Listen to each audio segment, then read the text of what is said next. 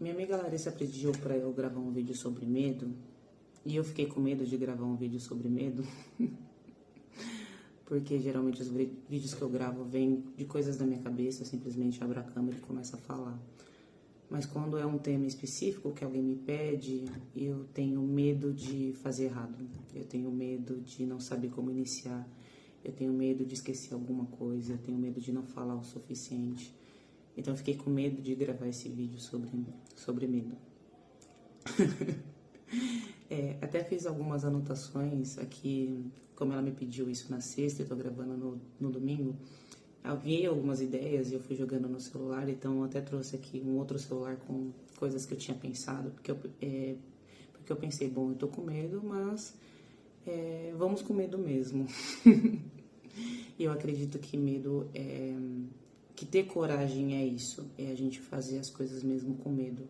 Porque, infelizmente, o medo não vai acabar. A gente não vai deixar de sentir medo ou qualquer outro sentimento, até porque os sentimentos são uma forma de nos dizer, de nos ensinar sobre alguma coisa. Então, a gente vai sentir medo, a gente vai sentir ansiedade, e ansiedade não é um sentimento. Ansiedade é um medo mais acentuado, né? Tanto que a ansiedade é uma forma do nosso ego nos defender sobre o desamparo. Então, todas as vezes que a gente sente medo, é uma forma da gente se proteger de algo. Mas se proteger do quê? Eu venho de uma família em que eu não tive pais super protetores. Então, minha mãe é empregada doméstica, meu pai é mestre de obras, eu tenho 4 irmãos comigo, nós somos em 5. Então, a vida inteira a gente teve que se virar. Então, nunca tive pais super protetores, né? Então, como os meus pais tinham que trabalhar, eu comecei a ir para a escola sozinha muito cedo. Eu comecei a fazer as minhas coisas muito cedo. Então, eu acabo não tendo tantos medos como, por exemplo, essa minha amiga tem, né? Já que ela teve uma família muito mais protetora. Então, eu acredito muito que a nossa autoconfiança, a nossa autonomia, elas são criadas na nossa infância, quando os nossos pais nos permitem fazer as coisas sozinhos, para que a gente possa se sentir capaz disso. Então, por exemplo, como eu tenho a confiança de pegar um ônibus sozinha e ir para um outro lugar? Porque teve um momento da minha vida em que a minha mãe confiou o suficiente para que eu pudesse ir para a escola sozinha, me ensinou a pegar ônibus.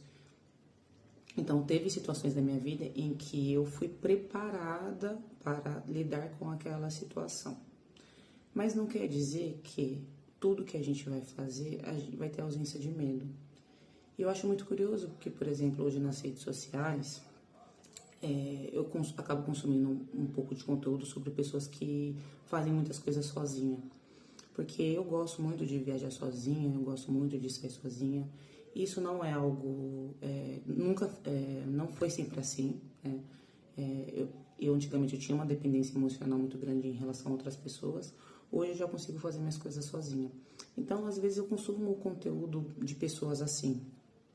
E eu acho muito interessante porque a pessoa, ela faz um vídeo sobre algo que ela saiu, que ela fez.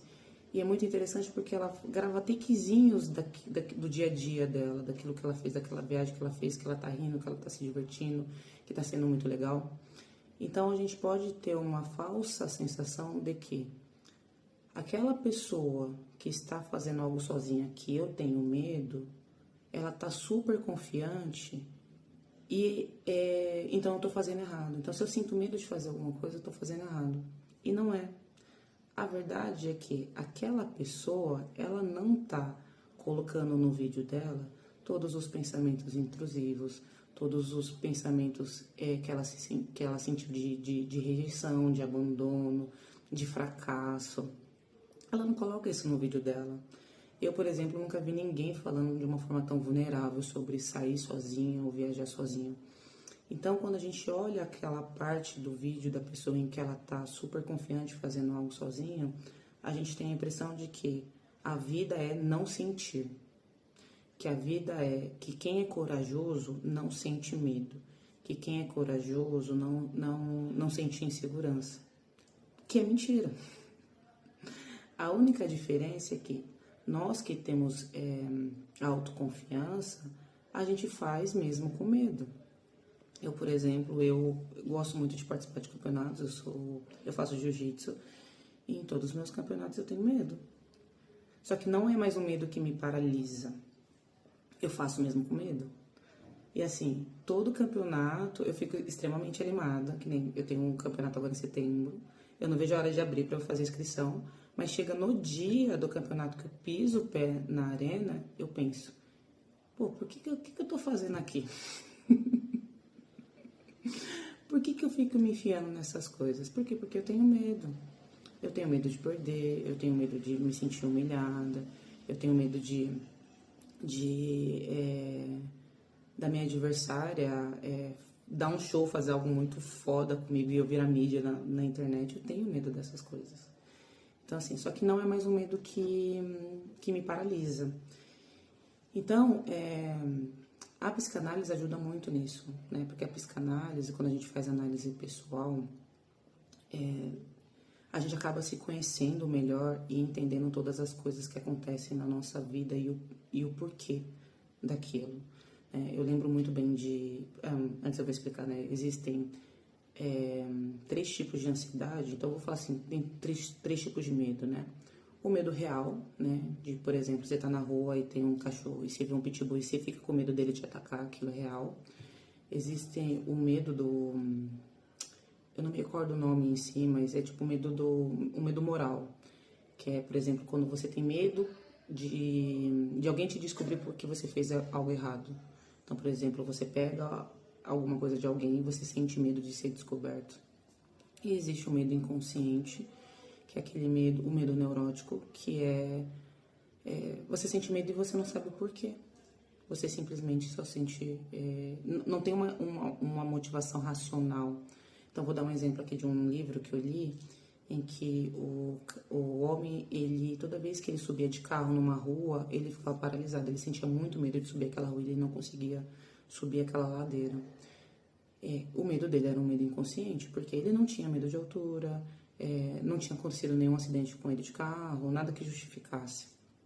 Em análise, ele foi descobrindo que o medo irreal que ele tinha era que o pai dele era uma pessoa muito rígida e financeiramente esse cara estava tendo muito mais sucesso que o pai.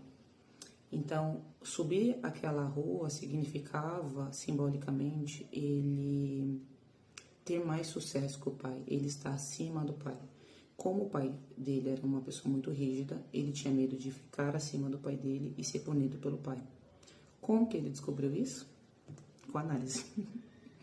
Não tem um outro jeito. Óbvio, existem medos nossos que são mais inconscientes, a gente consegue descobrir de uma forma muito mais fácil, muito mais rápida. Mas o caminho é pela terapia e pela terapia analítica, pela psicanálise, né? Pra gente descobrir tudo isso, né? Mas uma coisa assim, ela até pediu pra mim falar sobre o meu medo de sair do CLT. Hoje, já tem quase uns 3 anos que eu trabalho como psicanalista. Mas não foi sempre assim, eu era CLT. E eu venho de uma família em que a segurança financeira é muito importante, mesmo que seja para você receber R$1.000. Então, para mim, foi muito difícil eu sair do CLT mentalmente, né? Foi uma briga mental muito grande para ir para ser autônoma e não saber quanto que eu ia receber por mês. Até porque, por exemplo, a história da minha família aquelas pessoas que tentaram empreender por não ter uma organização financeira não se deram muito bem. Então eu tinha medo de acontecer as mesmas coisas comigo. Então, assim, quando eu tomei a decisão de sair do CLT, eu estava trabalhando em 3 empregos, né? Eu estava trabalhando no CLT, eu estava já atendendo e eu estava fazendo hospedagem aqui em casa de pet. Então eu recebia muito, muito dinheiro. E aí, quando eu resolvi sair do CLT, eu já não ia ter mais aquela renda fixa. Me deu muito medo, né? Mas eu já estava trabalhando isso em terapia. E a psicanálise me ajudou muito nisso, que não foi tirar o sofrimento, mas me ajudar a lidar com o sofrimento, a sentir o sofrimento, a entender o meu sofrimento. Porque eu acredito muito que todas as escolhas que a gente faz, a gente vai passar por um luto. O que eu escolhi aqui, se eu escolhi A, eu vou sofrer por não ter escolhido B. Eu vou lidar com o luto de não ter escolhido B. Então, quando eu resolvi sair do CLT, primeiro eu tive que lidar com o medo da desaprovação da minha família, tanto que só foram saber depois de meses que eu saí. E não foi nem porque eu contei, foi porque minha mãe veio na minha casa e perguntou, não, você não tá trabalhando? Eu falei, não. E a primeira coisa que minha mãe falou foi assim, nossa, mas não dava pra você ficar também no seu trabalho? Só que eu não queria ficar no meu trabalho. Então, assim, eu tava com muito medo de tudo aquilo. Eu tinha medo de não dar certo e de passar fome. E acho que o medo maior que eu tinha era de ouvir alguém falar assim, da minha família. Minha mãe em específico, né? Tá vendo? Eu falei que não ia dar certo. Né? Eu tinha muito medo de alguém virar pra mim e falar que a decisão que eu tomei tinha sido uma decisão errada. E por muito tempo eu oscilava entre estar feliz e me arrepender, estar feliz e me arrepender. Às vezes eu falava assim, nossa, eu estaria muito melhor se eu estivesse no CLT agora. Aí depois eu parava e pensava, poxa, mas se eu estivesse no CLT agora, eu não ia estar tendo a vida que eu gostaria de viver. Porque pra mim, hoje, é uma das perguntas que eu sempre me faço, no que é sucesso pra mim. Sucesso pra mim é ter tempo pra fazer as coisas. Inclusive, essa semana eu fui numa palestra às 10 horas da manhã, numa quarta-feira. Se eu fosse CLT, eu não conseguiria fazer isso. Então, a psicanálise, a terapia me ajudou a lidar com esse sofrimento de talvez desapontar minha família, de dar errado, de me sentir fracassada porque de repente não deu certo e eu tive que voltar para um emprego comum. E aí você pode dizer assim, que eu já vi vários vídeos assim, se não der certo você arruma outro emprego e começa de novo. Isso é verdade, só que isso é racional. E, na maioria das vezes, quando a gente tem medo, quem tá no controle não somos nós. Eu tenho 34 anos. Então, não sou eu que estava no controle ali. Era a Priscila de 10 anos. Você já tentou explicar algo racionalmente para uma criança? Ela não entende. A criança, ela vai falar assim, eu tô com medo do escuro, porque vai aparecer um monstro. Você pode explicar para ela racionalmente que não tem ninguém debaixo da cama, que não vai aparecer ninguém no armário. Só que quando você apagar a luz, esse medo vai surgir de novo. A criança, para ela, isso é muito real. E para mim isso era muito real, esse medo de passar fome, de não dar certo. Então, assim, eu tive que suportar muitas vezes o meu sofrimento, né? Que é você ficar ali com o sentimento e falar, cara, eu tô com medo disso aqui. Eu tô com medo de dar errado. Eu tô com medo de me sentir fracassada, né? Então, assim, da gente trazer também para a realidade como que é a realidade, né? Sem a gente ficar muito... Eu não gosto muito, assim, das redes sociais, porque às vezes pinta uma coisa tão perfeita que não é. Eu gosto de pessoas que se colocam como vulneráveis, né? Tanto que, por exemplo, eu gosto muito do Mike Tyson, porque uma vez ele falou que o Mike Tyson, ele é um dos caras que a grande maioria das lutas ele ganhou por nocaute. Ele era extremamente violento. E em uma das entrevistas dele, ele disse que em toda luta ele chorava antes de entrar no ringue. Cara, como que você vai imaginar que um cara que bota medo em todo mundo, que ganhou diversas lutas, não sei quantas, mas diversas lutas por nocautes violentos, ele chorava antes de entrar? Tipo assim, é meio louco, né? Porque a gente acha que coragem é você não ter ausência de medo. Você tá lá super feliz, super contente, super uau, nossa. E não é. Esses dias eu fiz uma coisa que eu tinha medo, que era ir pra bar sozinha e um bar de dança, que são duas coisas que eu tinha medo. Primeiro porque eu ainda não sei dançar, e segundo que como o bar estava muito atrelado à dança, pra mim, eu não conseguia ir pra um bar sozinha. Eu consigo viajar sozinha, fazer muitos amigos sozinha, mas eu tinha medo de ir pra bar sozinha. E eu resolvi ir sozinha pra um bar de salsa, porque eu gosto muito de salsa. Só que assim, até no momento, alguns minutos antes de eu chegar no local, eu tava pensando em desistir. Eu tentei negociar comigo diversas vezes para não ir, porque eu tava com medo de chegar lá, não conseguir fazer amigos, de me sentir deslocada, das pessoas olharem para mim e me achar fracassada por estar sem ninguém ali. E aí eu lembro que eu tava no ponto de ônibus, eu falei, cara, esse ônibus tá demorando. Aí eu peguei e falei, cara, eu acho que eu vou no cinema. Vou no cinema, vou comer alguma coisa, depois eu volto pra casa. Só que eu não queria ir pro cinema. Eu queria ir pro bar de salsa. Então, o que que eu fiz? Eu fiz mesmo com medo. Eu tive que tolerar aquele momento de sofrimento. E o que muitas vezes acontece? Às vezes a gente não consegue lidar com essa angústia e a gente tenta fugir para não sentir, porque é doloroso, né? Eu, por exemplo, uma das coisas que me acontecia muito eu era muito inteligente, quer dizer, eu sou muito inteligente, só que eu tinha muito destaque na escola pela minha inteligência. Então, como eu sempre tive muita facilidade para aprender, todas as vezes que eu inicio alguma coisa que eu não tenha tanta facilidade para aprender, o meu primeiro mecanismo é fugir, é desistir. Por quê? Porque eu não quero lidar com o fato de talvez não ser boa de primeira vez em alguma coisa. E tanto que assim, por exemplo, eu não tenho tanta facilidade com línguas, pelo menos com inglês eu não tenho. E, cara, eu não consigo enumerar quantas vezes eu desisti do inglês, quantas vezes eu comecei e parei. Inglês, para mim é muito difícil estar numa sala com outras pessoas falando inglês, porque eu não pronuncio muito bem, eu me sinto muito envergonhada. Não que eu quero ser a primeira, mas eu não quero ser a última. Então, assim, uma coisa que a psicanálise e o estoicismo me ajudou muito nisso, né, de desvendar o porquê que eu tinha tanto medo, porquê que eu queria tanto abandonar o inglês. E Epiteto fala que a gente sofre não pelas coisas em si, mas pela interpretação que a gente dá delas. O que eu interpretava no inglês? Que eu tinha que ser extremamente inteligente. Que se eu não soubesse com facilidade, era porque eu era burra. E, nossa, eu lembro uma vez que eu tava numa sala, eu tava pagando, no inglês tinha um menino de 11 anos, né? Porque, sei lá, acho que eu devia ter uns 20. Eu me senti constrangida porque o menino de 11 anos sabia falar muito melhor do que eu. Mas você vai falar assim, Priscila, mas todo mundo tá aprendendo.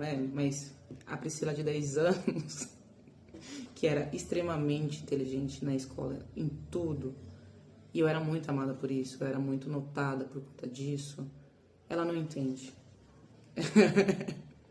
Ela não entende. Então, assim, eu percebi em análise que o meu medo, todas as vezes que eu parava em inglês, né, de continuar, eu morria de medo de que talvez eu fosse uma farsa. Porque como eu era muito inteligente, tinha muita facilidade, eu tinha medo de ser uma farsa, de falar assim, nossa, você não consegue falar inglês? Então, será que você era tão boa, assim, realmente na escola em matemática? Será que você era tão inteligente assim? E eu nunca fui a filha preferida na minha família, né? Como eu falei pra vocês, nós éramos em 5. Talvez eu era a quinta ou a quarta. Mas, assim, uma forma de me destacar na minha casa era pela minha inteligência. Então, eu recebia muitos elogios por ser inteligente, por ser uma boa aluna. E era uma forma de me sentir amado. Então, todas as vezes que eu acessava esse lado de não ser boa o suficiente em alguma coisa, eu acessava o lado também de talvez eu poderia perder o amor das pessoas que são importantes pra mim. Talvez as pessoas parem de me amar por eu não ser inteligente. Isso faz sentido? Não faz, mas a vida não faz sentido. Se as coisas fossem simplesmente só ser racionais, a gente não tinha sofrimento. Nós não éramos neuróticos, nós não teríamos dores emocionais, se tudo fosse racional. E eu percebi isso, né, que o meu medo de sempre começar coisas novas em que eu não sou tão boa, era o medo de talvez eu perder a identidade de ser uma criança inteligente, uma adulta inteligente, e perder a admiração das pessoas que para mim eram importantes. Então, para mim isso foi algo muito doloroso de vivenciar, né?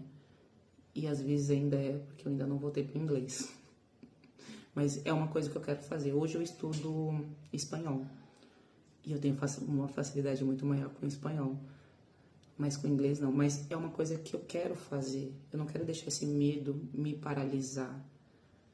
Porque não tem problema sentir, o problema é quando isso nos paralisa. E quando o medo nos paralisa, aí a gente acaba deixando de fazer coisas que deixaria a nossa vida muito melhor. Coisas que fariam sentido pra gente. Eu muitas vezes, quando eu resolvi sair do CLT, eu pensei, cara, eu não quero estar com 60 anos e estar infeliz porque eu não vivi a vida que eu gostaria de viver. Porque fiquei com medo. Porque eu não queria desapontar outras pessoas, né?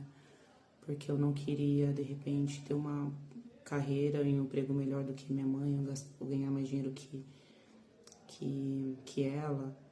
Então, assim, o ambiente faz muita diferença, porque a gente tem uma necessidade intrínseca de nos sentirmos pertencentes. Mesmo que isso nos faça mal, mesmo que isso nos faça não crescer. Então, assim, como que a gente começa? Primeiro entendendo que você não vai deixar de sentir medo. A única diferença é que você vai fazer mesmo com medo. Sabe qual é o momento que eu fico mais corajosa quando eu luto? Quando a luta acaba. Quando eu tô com a minha malinha indo embora pra minha casa. E aí eu vejo que eu fui extremamente corajosa de estar ali. Mas enquanto a luta não terminou, eu não me sinto extremamente corajosa. E a verdade é que ninguém é corajoso o tempo todo. Nós somos em momentos específicos, que é quando a gente vai lá e fala, pô, vou fazer isso aqui. Por exemplo, hoje eu tendo a coragem para criar esse vídeo e para voltar o meu canal no YouTube. Eu sou uma pessoa muito prática, então assim, e perfeccionista também. Então, perfeccionista não, mas eu acho que talvez eu ser prática e achar que eu tenho que fazer coisas mais específicas, já eu vou explicar melhor, eu acho que faz com que eu não faça algumas coisas para não lidar com o medo de me sentir rejeitado ou qualquer coisa do tipo. Então, por exemplo, eu sou prática, eu não quero perder meu tempo editando vídeo, fazendo isso e aquilo, que nem eu vejo outros criadores de conteúdos aqui. Começa a me dar preguiça de pensar que eu tenho que pegar um vídeo, editar, cortar, colocar capa, fazer um monte de coisa. Aí eu já não faço. Tanto que assim, eu tô aqui gravando, tem, sei lá, 2 panelas aqui pra dar o apoio.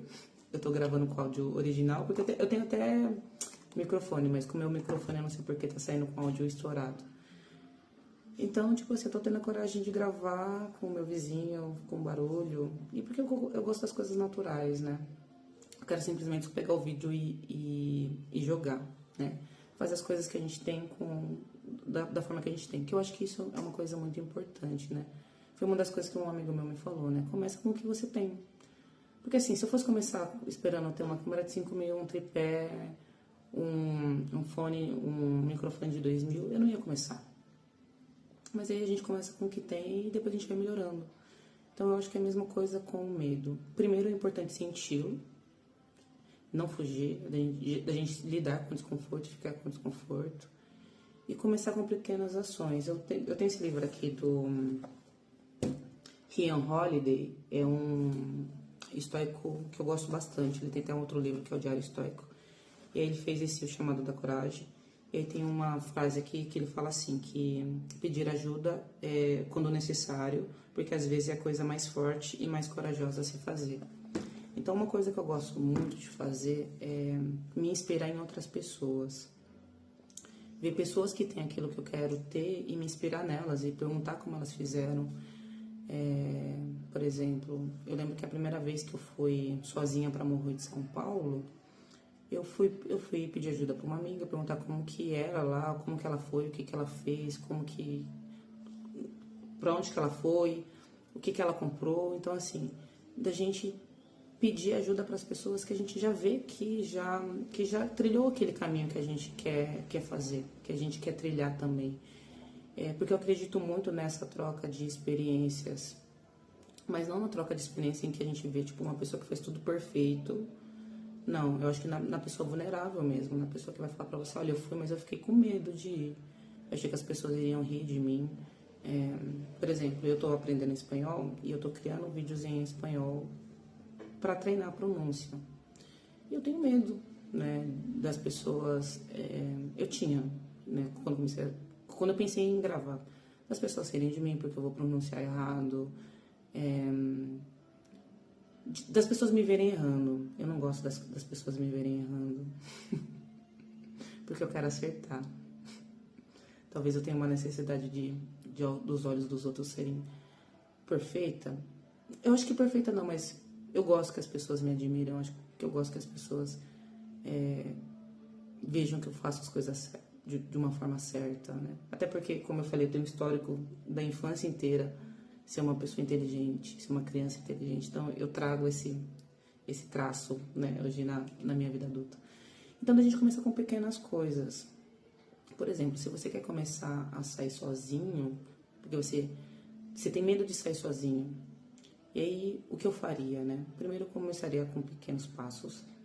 Se você puder pagar uma terapia, fazer uma análise, seria maravilhoso, seria o melhor caminho. Mas se hoje você não consegue, pensa. O que esse medo te traz? Né? Eu tenho medo de sair sozinha porque eu tenho medo de me assaltarem. Mas será que não tem mais coisas por trás? Pensa nisso. Eu tenho medo de me assaltarem porque se me assaltarem, a minha mãe vai falar, tá vendo? Você não serve para fazer nada sozinho. Será que não é isso? Então, assim, vou dar um exemplo pessoal. Eu gosto muito de dar exemplos pessoal. Eu acho que eu não sei fazer diferente. Eu era uma pessoa que, para mim, horários eram muito importantes. E ainda são, só que hoje eu sou muito mais flexível. Então, eu odiava quando alguém se atrasava. Odiava se eu marquei às 7 com você. Cara, 7 horas você falar que você tá indo se arrumar. Primeiro, pra mim sempre isso era muito desrespeitoso. E pra mim, eu ainda acho desrespeitoso. Você tá dizendo pra mim que o seu tempo é mais precioso que o meu. Mas pra mim era algo muito mais profundo. A real é que eu tinha medo da pessoa não aparecer. E eu me sentia abandonada. Então, quando eu marcava algo com alguém, a pessoa se atrasava, aquilo começava a doer tanto a minha barriga, eu começava a ficar com dor de cabeça, começava a ficar com raiva, porque eu achava que a pessoa não ia aparecer e que a pessoa ia me abandonar. E eu não queria lidar com a dor do abandono. Até porque, assim, até nos meus primeiros relacionamentos, eu preferia ser a pessoa que terminava. Então, assim, se alguém vai abandonar, vai ser eu. Porque eu não queria me sentir abandonada.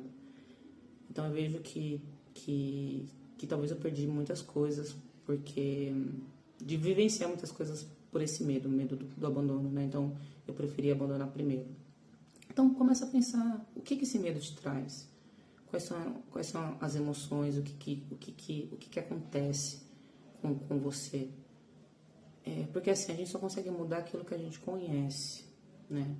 Então, assim, primeiro, sinta o medo, admita pra você, eu tô com medo, eu tô me sentindo aqui triste, chateado, ansioso. Pensa o que te traz para você poder trabalhar isso, né? E começa a fazer pequenas coisas. Eu lembro que a primeira vez que eu quis viajar sozinha, eu não peguei um avião e fui para outro estado a primeira vez. Eu peguei uma trip, lembro até hoje, para Lavrinhas. E lá em Lavrinhas, era uma trip que, sei lá, tinha 15 pessoas. Então, eu lembro que no primeiro dia eu já cheguei e já fiz uma amizade com uma menina lá. E aí depois com outro casal que a gente ficou conversando e foi uma viagem muito incrível. Então, assim, eu comecei pequeno para depois fazer algo muito grande, né? Hoje a maioria das minhas viagens eu faço sozinha. Inclusive eu tenho até que me policiar porque eu acabo ainda tendo a tendência de ir fazer sozinha do que chamar uma outra pessoa. E eu acho importante a gente sair com outras pessoas, viajar com os nossos amigos também, se for algo agradável. Porque pra mim hoje já é tão agradável sair sozinha que eu já penso, vou viajar, vou conhecer outras pessoas, vai ser legal e tal. Mas também é bom viajar com outras pessoas, então eu tenho que me policiar até para ter um equilíbrio nisso. Mas por que antes eu evitava sair sozinha? Porque eu tinha medo que as pessoas me vissem sozinha e me achassem uma perdedora. E isso demonstrasse que eu não era uma pessoa amada. Porque se eu estava sozinha, é porque não tinha ninguém o suficiente que me amava para estar ali comigo. Era isso que eu pensava sobre mim.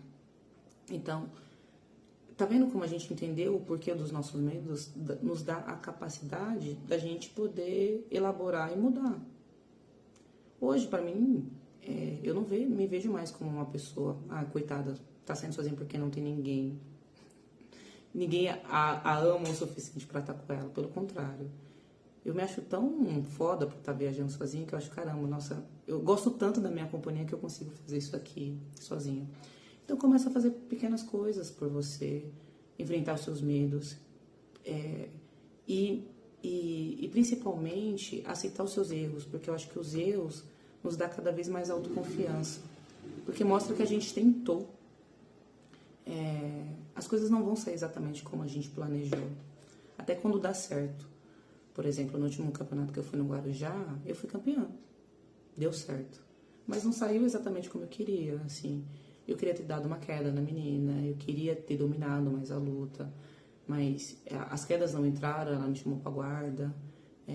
Eu não consegui sair da guarda dela, quer dizer, eu saí da guarda fechada e fui pra meia guarda, mas não consegui sair da guarda. Então, assim, não saiu exatamente como eu queria, mas eu tive o resultado que eu gostaria, né? Então, agora é continuar trabalhando mais para que nos próximos campeonatos eu consiga quedar e dominar um pouco melhor a luta, né? Mas também de ver que muitas vezes a gente vai fazer algum esforço, vai enfrentar algum medo e não vai sair exatamente como a gente gostaria. E que isso não quer dizer que foi um fracasso. Foi só que você está tentando, que você está... e que é a vida, né? Por exemplo, eu não luto com um boneco. A menina não era um boneco ali, né? Começa a fazer as coisas pequeno, para te dar autoconfiança. Se inspire em outras pessoas, peça ajuda, né? Não tem nada de ruim você perguntar para a pessoa como que ela fez, como é que é. Não fuja dos seus sentimentos, né? Consuma menos conteúdo de pessoas que tentam mostrar que a vida é perfeita, porque você vai acabar se sentindo cada vez mal, porque a vida não é perfeita. Não é perfeita.